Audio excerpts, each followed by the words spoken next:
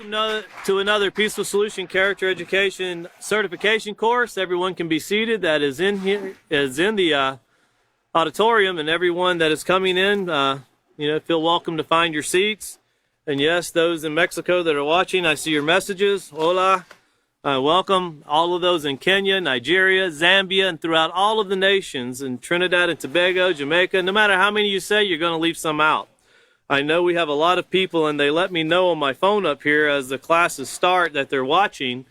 And once again, we'd like to welcome everyone to these classes, no matter what nation you're from, and no matter what language you speak. We're working very hard here at the Peaceful Solution headquarters to help and direct each and every person. So once again, we want to let it be known about downloading our books for free. They're on our Facebook page because it's extremely important to have them.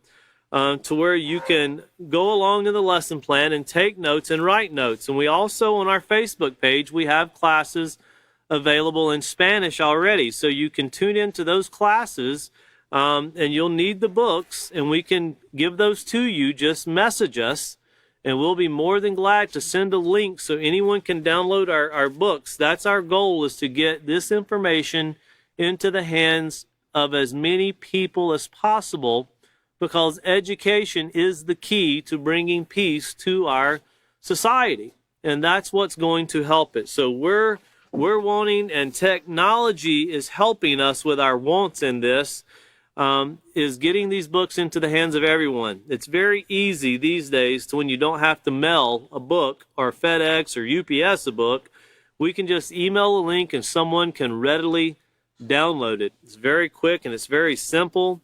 And once again, if you have any problems with these things, let us know. We will do everything we can from our end to make sure you have all the information you need and that you have what you need to learn and then teach also. We left off last week, of course, we were on LP3C, and we were beginning page 57, and we did a review and an introduction into Chapter 3, which is entitled Control Your Anger. And we're going to talk a little bit about this one-on-one. When I say one-on-one, consider you looking in the mirror, that one-on-one conversation you have with yourself.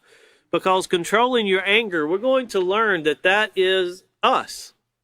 There's no other way we can point a finger at anybody else when it comes to controlling anger or blaming someone for anger or the lack thereof. It starts with us. So we need to do a self-evaluation in this, and it's very important that we understand it that way. We're doing a self-evaluation, and we're going to be honest with ourselves and how we conduct ourselves, and that honesty is what's going to help us be better able to control our anger and also the emotions that trigger that anger, which is very important. So here back on LP3C, we're going to reread Procedure 2. And it says, tell students that today they will focus on the emotion of anger and how they can practice self-control regarding anger. And remember that self-control, as we learn on pages 3 and 4, that is the foundation that is needed in developing this positive character. Notice as teachers, we're being instructed to guide class discussion by asking students if they've ever felt angry. And that's something you need to take the time to do. Ask them if they've ever felt angry. You didn't ask them what they were angry about, but you want to get, it doesn't take a long time to do this, but just ask them if they've ever felt angry.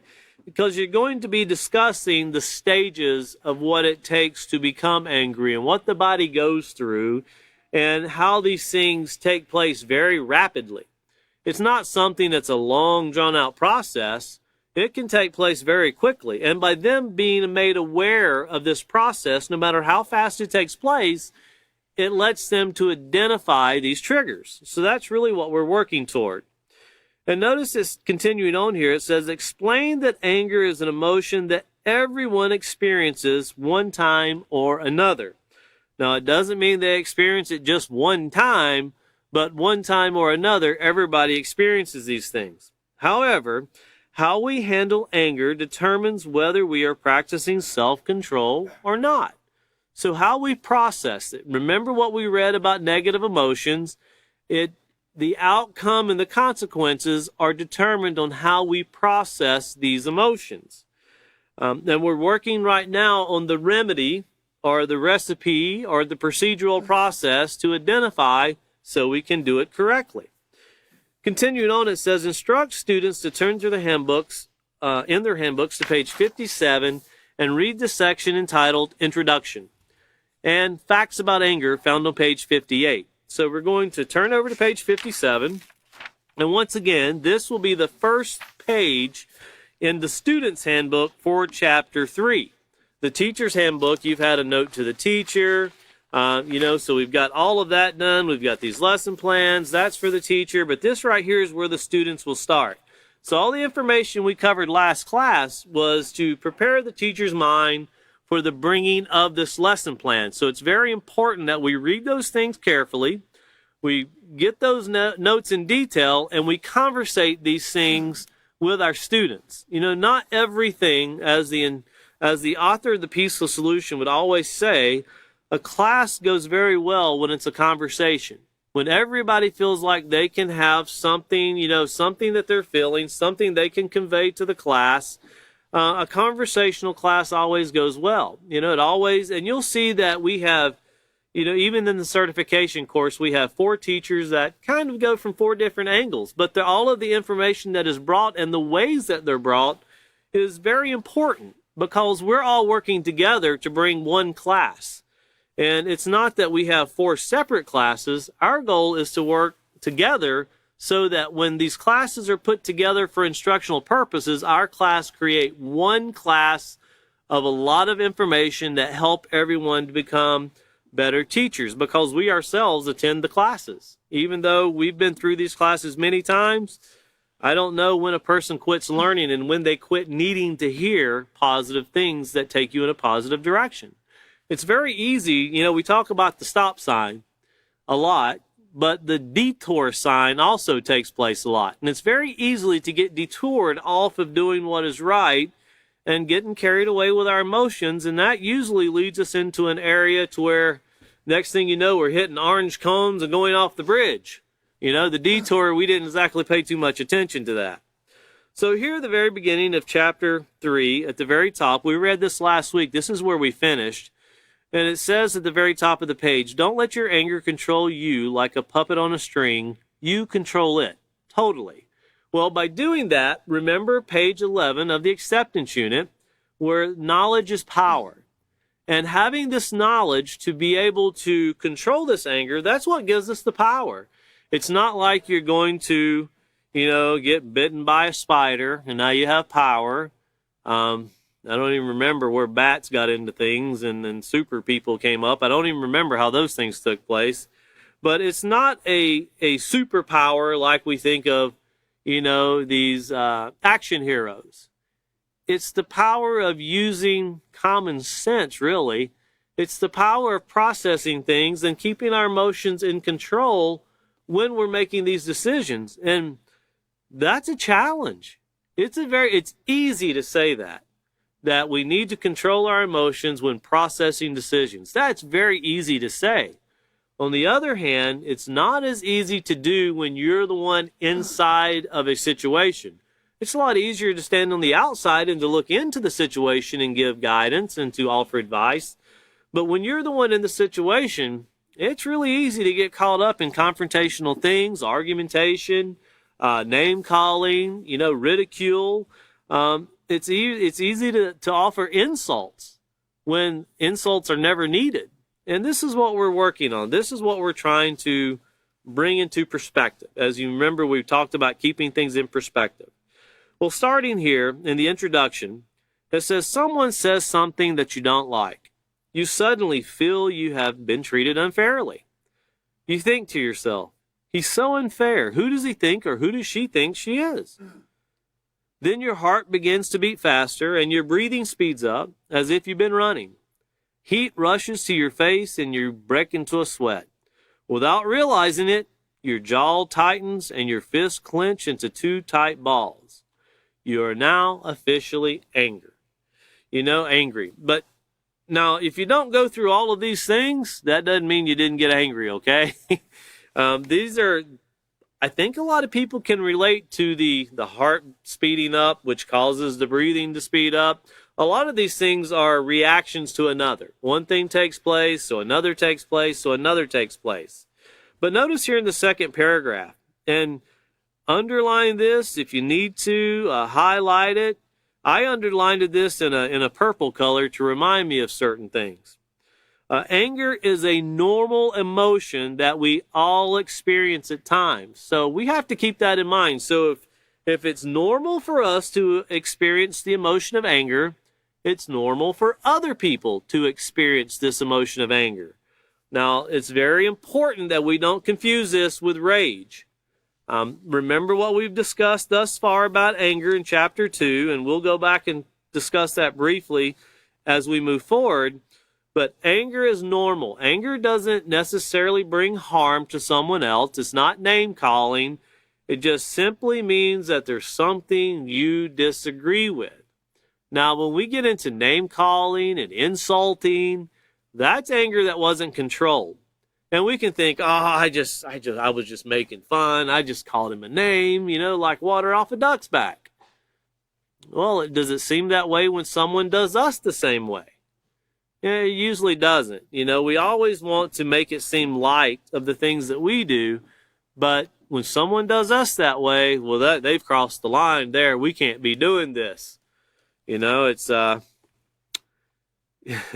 don't want to give examples that kind of lift up some of the stupidity, and I'll stay away from those, but we can take things in society and we can reason the most insane things as justification for showing hatred, insults, name-calling, and how we justify our anger, which anger just means you were not in agreement with something that is something that didn't set right with you.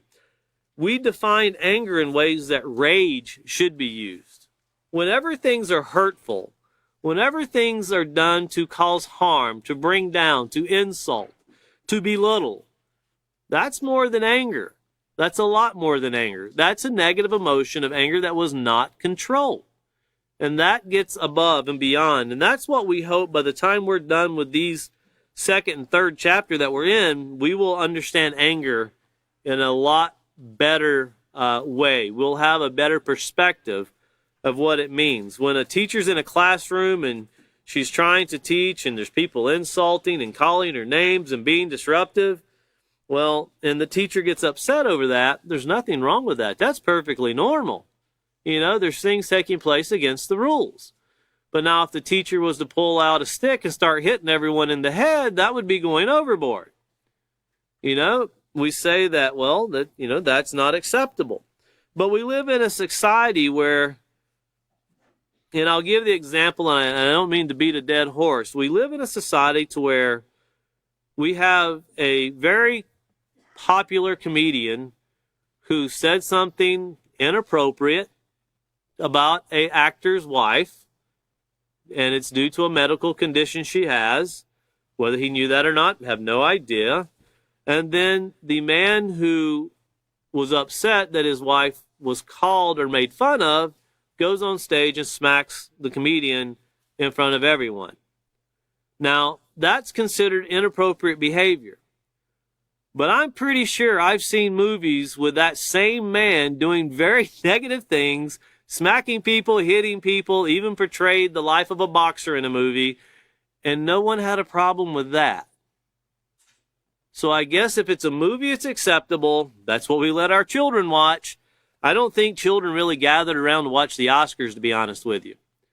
But it's very confusing in the mind of a child when it's not okay that he did it in real life, and it was okay that he does it in the movie. And I'll be honest with you, I've talked to children who, when they see clips of a movie, they will look at you and go, is that real? They really, at certain parts in their age, they don't understand that this is fictitious, that these are actors who are just doing things that they're doing it for the camera, and the next movie they're doing something else. And the next movie, they actually think it's a real thing. They really don't know that this is not really taking place. And they'll ask, did that guy really get hurt like that? No, it's fictition. It's not real. And then, well, why? Then you get into a whole, well, that's a whole nother story. Why do we promote these really negative things? Well, that's another story. But tonight we're talking about anger. But once again, anger is a normal emotion that we all experience at times. If you walk up on the stage and you smack somebody, that's rage. That's not anger. Children and adults all experience anger for one reason or another. And that's something to keep in mind, because we talk about children throwing tantrums, but adults do a great job at throwing tantrums also. You let an adult not get what they want or something doesn't go their way, they can throw a tantrum just like a child can. It just goes from, and I'll give an example that I hear a lot. It goes from more of a, I want that toy, to I'm in charge. And I'll always repeat what the author of The Peaceful Solution said. If we had as many people that would say, I am responsible, instead of I am in charge, we can improve society immediately. Because there's a lot of people in our nation, in our society, our communities, that want to claim they're in charge, but they don't want to be responsible. And we see that on a global scale. And that's why the Peaceful Solution is trying to make an effort, and that's why tonight we're starting with ourselves first. It's very important that we immediately start looking at ourselves and what we're doing and how do we contribute to make society better, or how are we holding it back? But once again, there are as many reasons for people to get angry as there are people. Everyone's got a different reason. What might make one person angry might make another person laugh. And I dare say that I've experienced that recently in the last few days, to where people will call it very angry and you kind of laugh at the situation, not laugh because you think it's something the person should go through, but laugh that we take things that are this small, if you can get a camera in that small, and we make them so big. But they're really very small issues. They're small problems. We just need to deal with the little things. As one person said, we need to build a bridge and get over it and keep moving forward, not let the little things hold us back.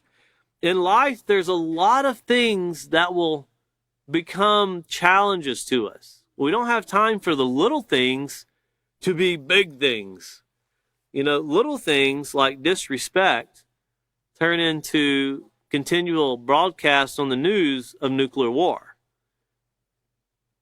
We see people dying on a daily basis. We see that on the news. We see that on talk shows. And I've learned, if you watch news in one country and you watch the news in the other country, the news is portrayed very differently. And it's to the point now where countries are blocking the other country from doing news in their country. Why?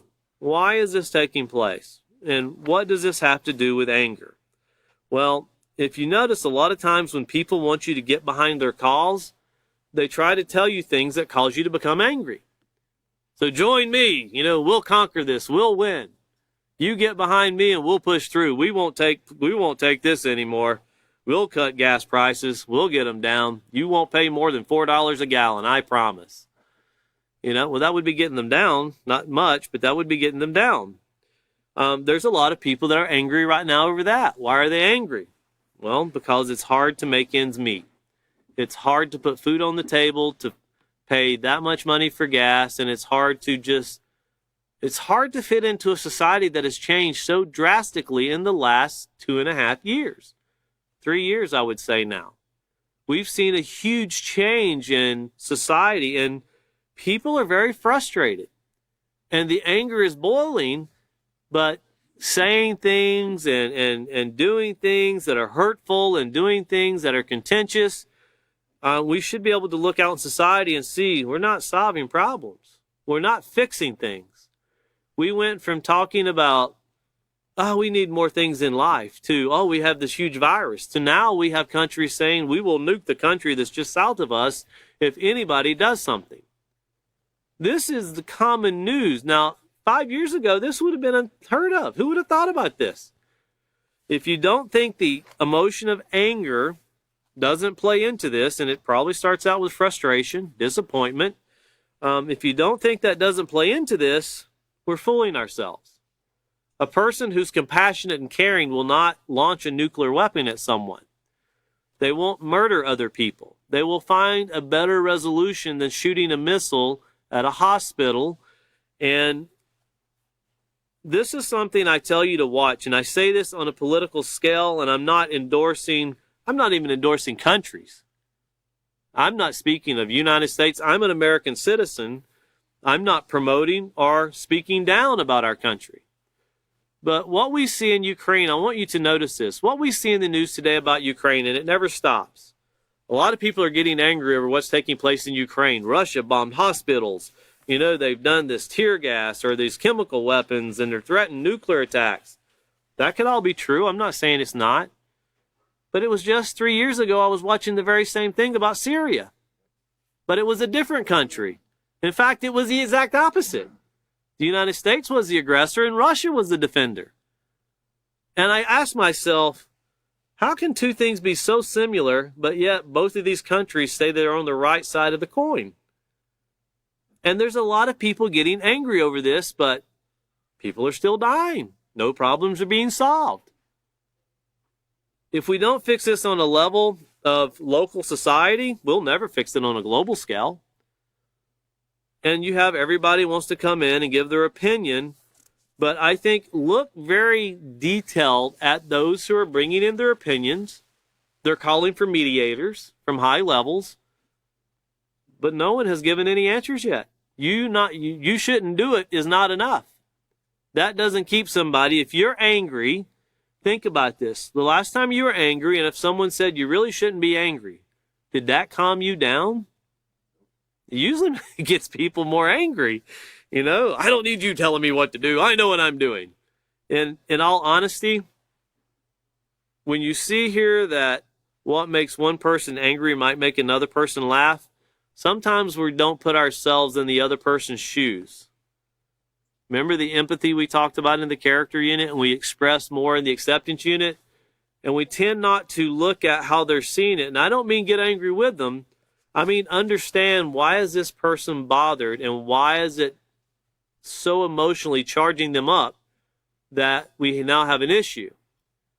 The Peaceful Solutions teaching us how to examine the matter and figure out how to control it.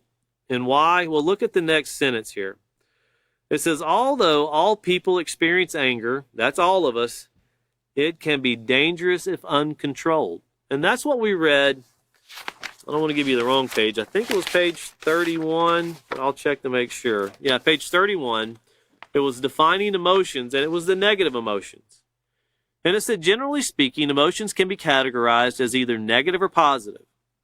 Uncontrolled negative emotions are hurtful and can undermine your growth and the development of your future. You notice it says they can also damage your interactions. Well, you know, uncontrolled anger we see brings death. People get upset, and then it breaks out into rage. The care and concern for life goes away. So the lack of controlling this emotion is very deadly. You know, it's just like depression. If it's not dealt with, it just keeps spiraling downward. And anger is the same way. If it's not properly processed, it just keeps getting bigger and bigger. It's kind of like watching a pressure cooker on a stovetop. And it's building pressure, but the lid's not on just right, and you see it starting to rumble. Well, eventually the lid's going to blow and somebody's going to get hurt. And that's what takes place with anger when it's uncontrolled. But notice it also says it can affect the way you communicate and interact. It can also affect the way you feel about yourself. You know, it can mess with your self-worth or your self-concept. It can totally take your purpose that you have, that you know you're supposed to be doing, and it'll totally confuse it to where you want to walk away or give up because you forget what it is you were even supposed to start with. And that's when emotions, when they're going wild inside of our minds, that's when we need to remember that STOP acronym that we talked about. If you turn back over on page 46, and this is really the key, and this is where David showed that billboard many times. Because it's something that we could use every day. But once again, notice it says at the very top of page 46, controlling your full range of emotion requires you to examine your thoughts, evaluate what you are thinking and feeling. So this is very important that we examine. You know, and you think about, well, what does it mean to examine? Well, when you go to the doctor, you know, you think you have a problem. Well, the doctor's supposed to look at you even closer, right? He's supposed to be somebody educated enough that's supposed to look at the fine detail to see what's wrong. And that's what we're supposed to be doing to ourselves. And if we don't see it, we need to get with, you know, a counselor or someone, a trusted authority that we can talk to that can help us to see things in perspective. So we're not walking blindly through life itself. But notice it says that after you've examined your thoughts, evaluate what you're thinking and feeling. Then you need to respond in a way that, notice, is controlled, well-planned, and respectful, regardless of how you feel. Very important. Regardless of how you feel. Just because you're looking at someone and that person is a complete idiot, it doesn't mean you need to say, hey, you know, you're a complete idiot. No, it means we need to consider, why are we thinking negative things about that person? Why are we even thinking to call someone something like that? You know, to say someone's an idiot just means they're not educated. So that pretty much puts us all in a category, right? We all have to be educated. Sometimes it's better, you can call someone an idiot, or you can just say that person needs to be educated more. And just because we're educated doesn't mean we're applying it. So, you know, these things we have to always keep in perspective. But once again, notice it says to stop and identify what you're thinking and feeling. So what's going on inside of me? Then think about your action. Think about what actions your feelings could lead to. Remember, negative emotions can result in harm to yourself and others. But remember, the key word was uncontrolled negative emotions. We're all going to experience these things, but when they're uncontrolled, they can lead to some very destructive results. Even positive emotions, if acted upon without careful thought, can result in consequences. Ask yourself, am I observing this situation accurately? You know, and that's one thing that anger has the ability to do. If you've ever noticed, when you get angry, and I say the ability to do, I mean it can take where you have your wide perspective where you can see the whole thing, and it can narrow it down very quickly to where you get so tunnel vision, you don't see how your decisions and your actions are affecting everything else around you. You just see one thing. And when you get tunnel vision in making decisions, that's negative character. You have to be able to see the wide perspective. You have to be able to see the results of what we're doing and why we're doing it. Whether you're a teacher in a classroom, whether you're a parent with your children, you have to be able to see the consequences of your decisions before you commit to them.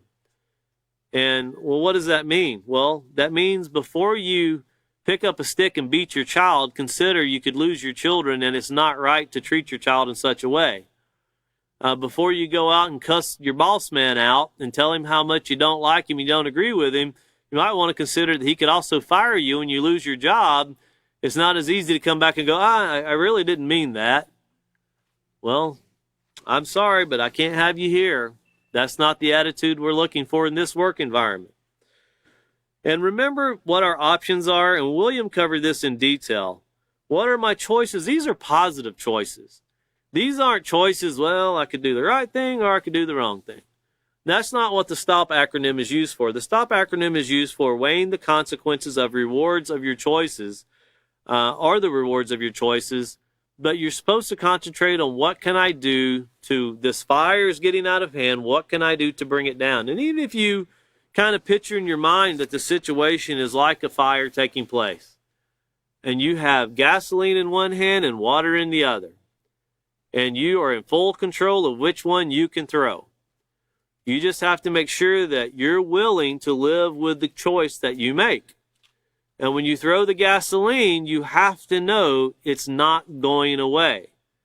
In fact, out here in West Texas, we're seeing burn bans to where, you know, just small sparks going down the road from chains are causing huge grass fires. That can be compared to people doing things that irritate other people that, man, it was such a small thing, but look at all the damage it did. You know, in California, you see campfires. They break out and they burn hundreds of thousands of homes. Billions of dollars gone. That's the same thing with uncontrolled emotions. Things start out so small, but the perspective and the purpose of what was supposed to be done becomes so confused in the minds of people, it becomes a situation that you don't think anyone can solve. It seems so complicated, and it gets that way because of emotions. It's because the perspective is lost. Going back to page 57, and of course we talked about the options and then proceeding with the right option. That's what we were talking about on page 46. But back to page 57, at the very bottom, last paragraph, it says, in the previous lesson, you learned about the importance of identifying, evaluating, and controlling your emotion. Very important. We identify the emotion, we evaluate, well, why is this taking place? And then most importantly, we control that emotion. We bring it back into perspective. We have to do so. Remember, if it's uncontrolled, it becomes very dangerous. You know, you can take the best of friends and they can become the worst of enemies overnight. You know, sometimes you see this with countries where it's like you see one president in office, and I'm not speaking of any particular president, you know, so I'm not trying to insinuate anything, where one president is friends with this country and everything seems to be going okay. Next president comes in and it's like, man, I guess we're going to have nuclear war. It's like, how did we go so far in such a short time? What led to this? You know, how did we go from everybody's getting along to now we're going to have all-out war and we're sanctioning people and everything just seems to be going really bad? You step back and you go, how can we as a global society, how can we live like this? Well, the answer is we can't. Tensions are getting so high, people are willing to do drastic things. And these are uncontrolled things. Well, what can we do about it? Well, who does this start with? This starts with ourselves. You're not going to drive to Washington, D.C. You're not going to go over to Kiev, and you're not going to pull up in Moscow. You know, you're not going to go to Jerusalem or Palestine. You know, you're not going to go to the capitals of some of these countries and pull up and go, hey, hold on a minute. We've got the answer. They're going to quickly arrest you and have you removed. You know, because what is this nutcase talking about? We have to not do it through not only speaking it, but through examples as a society. You know, you're not going to vote negative character out and you're not going to vote positive character in. We have to do it through actions as a global community. And honestly, is time running out? I think time's running out for the majority, but I would never say time's running out for society. You know, you have to have hope, and obviously there is hope. But for a majority, if things aren't done here shortly, we're going to see very devastating things take place. It won't change the fact we need to control our emotions. It's not going to change it at all. But once again, it says you will learn more about anger and how to control it so that even when you're angry, you can make decisions that are well thought out, moral, and respectful. You know, and I can honestly say I have friends who I've always admired. They don't make quick decisions, and I'm not saying that's a negative thing, but they'll literally think about things, and you can tell when you're talking to them, they're trying to process, what's the outcome of this? You know, there's always a lot to learn on that. There's always a lot to learn from people that do things like that. And you want to be more like that. You want to do things to where when you're done with a situation, it's more than just making negative comments or being a pessimist, but we're actually doing things to solve situations. Well, turning over to page 58, we're going to read some facts about anger. And this is probably the first thing that everyone goes into denial over, you know, because this, even to this day, we hear this said. And this is a fact, okay? This is not an assumption. This is not a theory. This is a fact. No one ever makes you angry. You choose to become angry. There's a lot of people, why did you do that? Oh, they made me angry. No, they didn't. They didn't make you angry. You have to choose to become angry. Whether you realize it or not, you make a conscious choice to respond to an individual or a situation with anger. Anger, like all other emotions, is fueled by your thoughts and how, notice, you understand the world around you. There's a lot of times you can have situations, and you can have people that are 1, 2, 3, 4 people involved in something, and you can have 4, 5, 6 people that honestly have the best intentions in mind. But the way they perceive the route to get to the goal can detour a lot of things and can complicate a lot of situations. And all of those people can really have the most beneficial goal in mind. But due to one person taking a left and one person taking a right and one person thinking they should go straight, it starts complicating things very much to where anger becomes involved and it blurs the goal and the purpose. What was the purpose? What is the goal? What needs to be done? The first thing people need to do is put emotions aside and start reevaluating what's at hand. Notice if you think negative thoughts that fuel and justify your anger, then you're making a choice to be angry. Once again, we're throwing gasoline and it builds up to rage. Anger, when controlled, means it's processed. It means whatever you're in disagreement with, you find a way to process it. You don't put it on a shelf. You don't displace it. And what does it mean to displace? Well, we'll get into that in more detail. But it means someone you get upset with, well, you find someone else and you take it out on the person you think is weaker. You must have had a bad day. That's what people say. They come home, got up on the wrong side of the bed. Those are ways that kind of identify anger displacement. If you've ever seen that when someone comes into work and, wow, he must have got up on the wrong side of the bed. Well, it's because they're coming in and they've got this anger and it's burning inside them. They're not controlling it properly, so now they're displacing it with other people. Well, these are things we have to understand first, what's going on, and then we can deal with it more appropriately. And then secondly here, after we realize that no one ever makes you angry, that you choose to become angry, it's a choice. Anger is a secondary emotion. In other words, when someone says something to us that we disagree with, we usually do not feel anger immediately. Although it might seem as if anger is instantaneous, anger is produced by other emotions such as embarrassment, disappointment, hurt, annoyance, and even fear.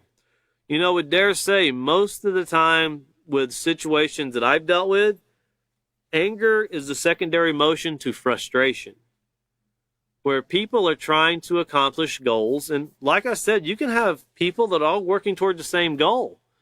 But the perception of how to get there, it can lead to frustration and it can lead to a lot of uncontrolled anger. Well, what do we do about that? Once again, you have to go back, revamp yourself with a perspective. What did the journey start out with? It's like I used to live in North Carolina and I would drive to Texas quite often to come to the Peaceful Solution headquarters for training. And this was when I first learned about the Peaceful Solution. Now, we could have took two different ways. We could have took I-40 or I-20. You'd start off on I-85 and go down to Georgia and hit I-20 and go through the South. Or we could take I-40 and go through Tennessee and Arkansas, get on I-30, and down into Texas you go to I-20. But they merged right at the same point. Ironically, one route was only 8 miles longer than the other route. Now, could you imagine if you have people that start arguing, well, which way are we going to go? I want to go this way. To me, it was all long, dull, and boring, so I didn't care which way we took. I just wanted to get to the end location. I've driven enough in my life that I'm satisfied with not driving much more. But when you get people, and just imagine you start becoming angry, and then let's say you're on I-20. Well, I'm taking I-10 now. I'm not even going to take I-20 anymore. Well, that's great. You're not going to get to where you got to go now. Now you're going in the wrong direction. And you can get to the point to where you end up somewhere where you see, wow, where is it? Oh, this is California. Well, that's great. Yeah, we sure spent a lot of time in getting to the wrong location. But becoming angry about a situation and fighting and arguing about it is the same thing. You can have something so simplistic, you can deal with it, process it, and get to the end goal. Or you can scream, yell, cuss, throw things, drag it out. And after all that's done, you know what you still have? You still have the problem you have to deal with. It doesn't make it go away.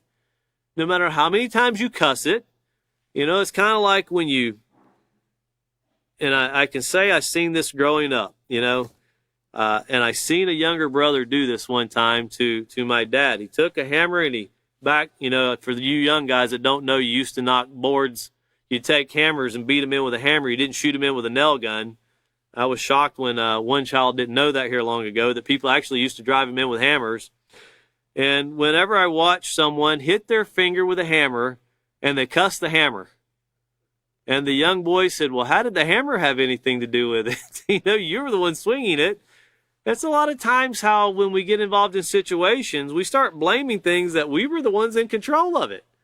Just because we didn't do it properly doesn't mean that we start placing the blame on other objects or other people. Because, you know, the secondary emotion, once again, if we identify, remember we talked about triggers and how it starts a process. If we can start better understanding, you know, this frustration, if I don't get this processed, if I don't deal with it, if we don't come to an agreement, this is going to cause more fuel to come to the problem, to the situation. It's going to become more volatile. The anger is going to burn, and you get into name calling and stuff, that's rage. But if everybody can stop and say, well, let's stop. Even when we do a peaceful solution lesson plan, you start out with a purpose and objective. And that's how we're supposed to determine whether we're actually achieving our goals or not, is through our purpose and objective. If we get into a situation, you know, and you end up in California, then obviously you didn't go through your purpose and objective, unless you just wanted to take the long route and see it and come back, which I very seriously doubt most people would do. We can spend 3 days doing something we could have done in 2 minutes as a society. You know, so think about that in our own lives. Because notice here the very next part. Anger that is uncontrolled can turn to rage. Once again, anger is a normal emotion. So if someone gets angry, that's not necessarily meaning that there's a problem. You know, it just means there might be a lack of understanding. It might mean there's some clarity that needs to be given. It might mean there's more information that needs to be offered. But being displeased with something isn't necessarily a bad thing when processed properly. But notice, but the way we choose to respond might be anything but normal or healthy. When anger is expressed in healthy ways, people are able to resolve their differences, notice, in a peaceful manner. Now, where would you ever get that? You can be angry and still resolve something in a peaceful manner? Yes, when it's processed properly. But notice, anger that is expressed in unhealthy ways can result in someone being hurt or property being damaged. You know, it can result in the loss of lives. This is called rage. Rage is dangerous. That's excessive anger. It's uncontrolled anger. There's nothing positive about rage. You will not find anything in society, you will not find anything in your life where you can go, once I reach that point of rage, we settle the matter. No, you don't really settle it. You might prolong it a little while, but you didn't settle anything. You know, it's kind of like when you shoot a missile at someone, you know, or you drop a nuclear bomb on like Japan, for instance. I've talked to people from Japan, and they haven't forgotten what was done to their families. And they still don't rationalize why society thought that this was something beneficial. And some people would look at people in Japan and go, well, where do you get that from? Nobody said it was beneficial. Well, why do so many countries have nuclear weapons now? You're telling me it wasn't beneficial and we did it anyway? Well, that's true. It wasn't beneficial and they did it anyway. Why? Because my gun's bigger than yours, so I win the argument. When I'm angry, I have the bomb, so you can't be but so angry, and then you have to listen to me.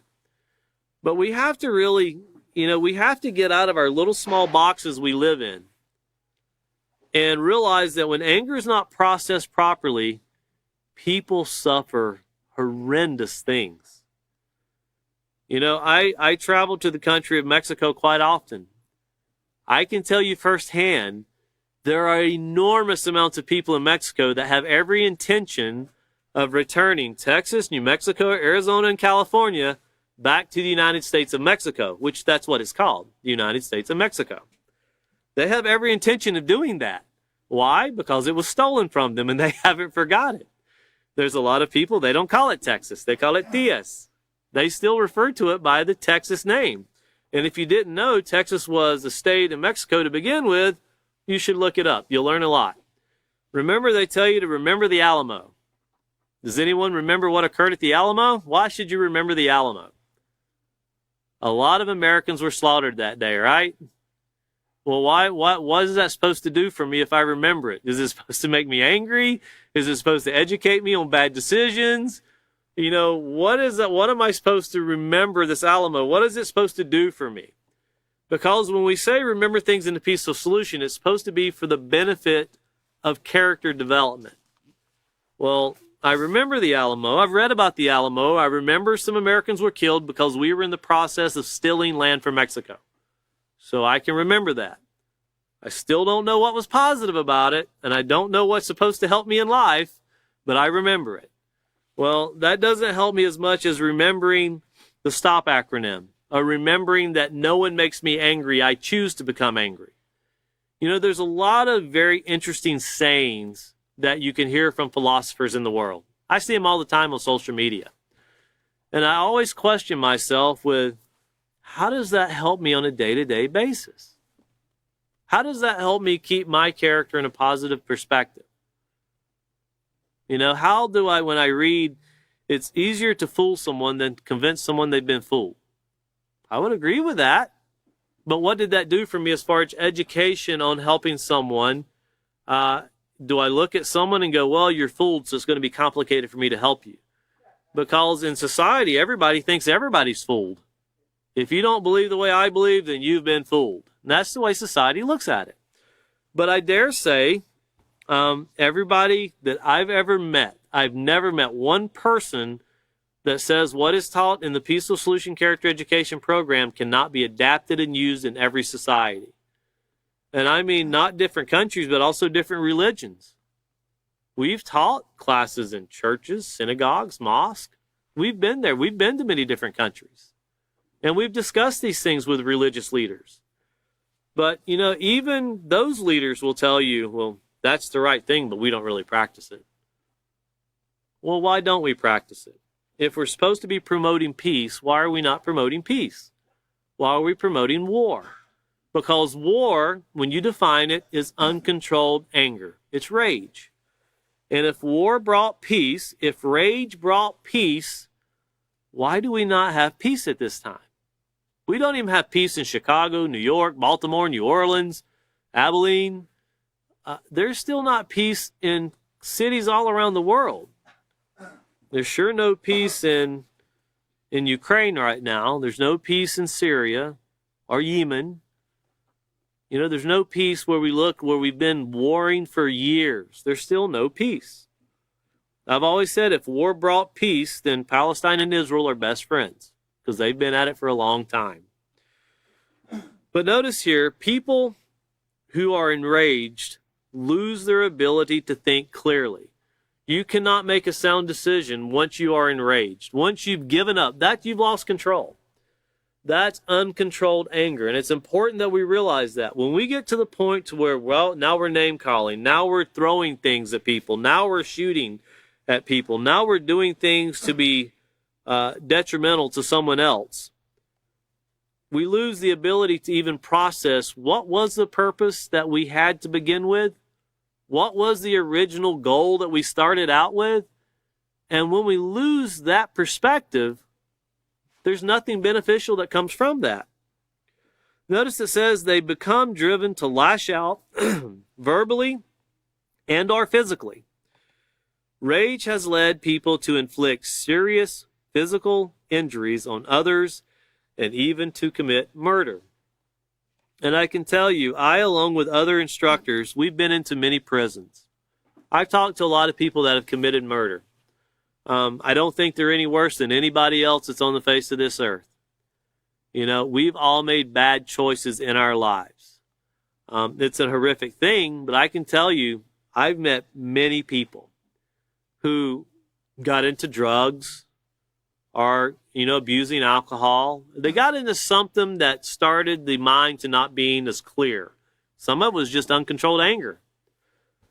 I've met a lot of people that went to prison at, 15, 16, 17, 19, and they're still in prison to this day, 30 and 40 years, living with that one decision they made in the process of 2 minutes or less. And they're still in prison. I have a close friend who is exactly my age. I say close because I talk to him quite often. He went to prison when he was 19, and we're both 49 today. And I think about how much I've been through in life, started a family, had businesses, done all these things, and he's been locked up in a small cell for the same amount of time. Because he made a bad choice. Does that make him a bad person? I've made a lot of bad choices too in life. And we tend to think about, we look at this physical attack, that's murder. Well, that's easy to see. If I shoot someone, if I stab someone, they die. But remember in chapter 2, we talked about physical and verbal aggression? And we read where facts show that verbal aggression can be more detrimental than physical aggression. You can get smacked once or twice a week, and that's bad, but you can be cussed and screamed at every day of your life. Bullying, when it leads to teen suicide, is very seldom physical. It's mostly verbal. And it mentally breaks people down to where the purpose of life is even gone. So once again, rage has led to people inflicting serious physical injuries on others and even committing murder. And we tend to think about, is it murder if I drive someone to the point through verbal aggression that they take their own life? Well, they've changed the laws in the United States to where now you can be charged with murder. If you bully someone in school or even in the workplace to the point they take their own life, you can be charged with murder. That's now a law in the United States. It was changed. But notice at the very bottom of the page it says, we create our own anger by the way we think, our attitude, and our choices. That's extremely important. We actually create the outcome of this anger, the way we're processing things. We can live in a very fictitious world also. It's very important that we deal in reality because we can create situations around us to where when you stand back and look at it, you realize, man, I was way off. I was calling the sky, the sky was green and the grass was blue. It can become very confusing when emotions start blurring those thoughts. We can call things that are wrong right and things that are right wrong. We can take the thing that was actually supposed to be the final goal and start making it sound like it's the craziest thing on earth. We can really be very destructive in the way we make these decisions. Looking over to page 59, if you'll notice back in procedure 1, that's not in the procedure, but procedure 2 starts with page 60. So we want to make sure we get through page 59 before we get to the next procedure. And it says at the very top of page 59 that anger can come in many different forms. There is mild anger and intense anger. Here are some words and their definitions describing the different intensities of anger. You notice it's called the many faces of anger. And then you have, resentment, a feeling of indignant displeasure or persistent ill will at real or imagined wrong. Real or imagined wrong. Well, how can I imagine something wrong? It's either right or it's wrong, right? Have you ever imagined, I bet that person's talking about me. I bet that person's putting me down to that other person. I know, and I can even tell you what he said. And then when you find out they were talking about what they're eating for lunch that day and wondered if you want to come along. There's examples we have about a young man standing at a water fountain we'll get to as we proceed through. But it's very easy to start imagining things, and we start making decisions on these things like they're true. Well, I got to do this because this person's going to do that. Why do you think they're going to do that? I just know they're going to do it. Well, what do you have that tells you that they're going to do that? Intuition. Well, intuition doesn't always work. But resentment, then you have outrage. Notice an act of violence and brutality. Anger and resentment aroused by insult or injury. And this is outrage. Then you have fury. A person's violent temper, intense, disordered, and often destructive rage. Destructive, and it's easy to see fury, and you can tell if you're looking with me on page 59, this was all done before the world of emojis. This was peaceful solution emojis back in the 90s, okay? Because obviously there's some emojis here that wouldn't agree with what takes place today.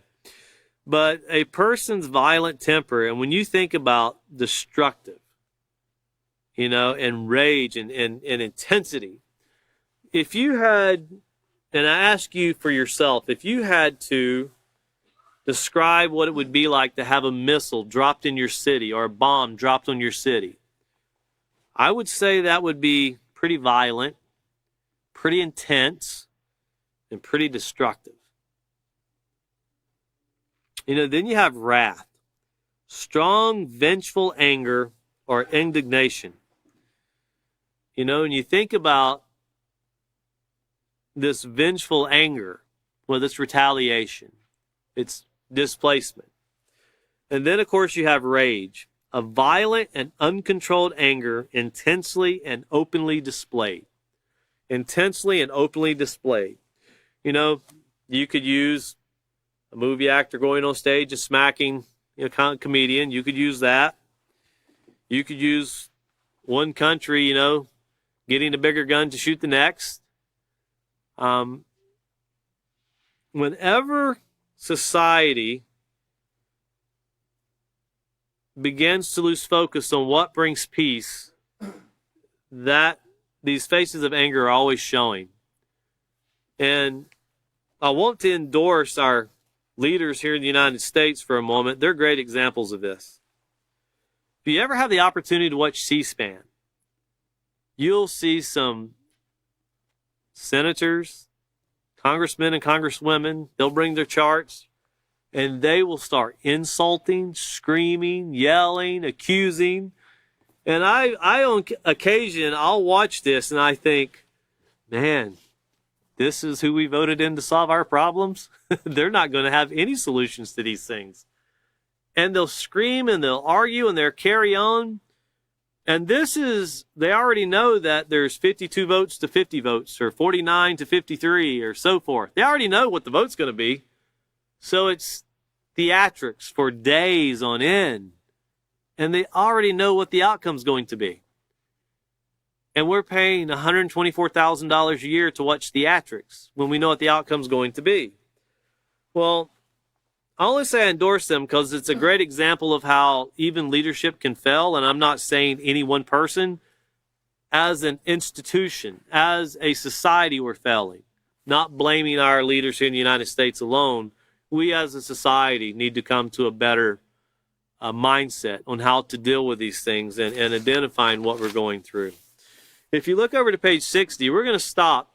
And this is where William will pick up next class. It's a great part to pick up on, and it has an example and also an assignment that he'll explain. But it talks about how anger can hurt.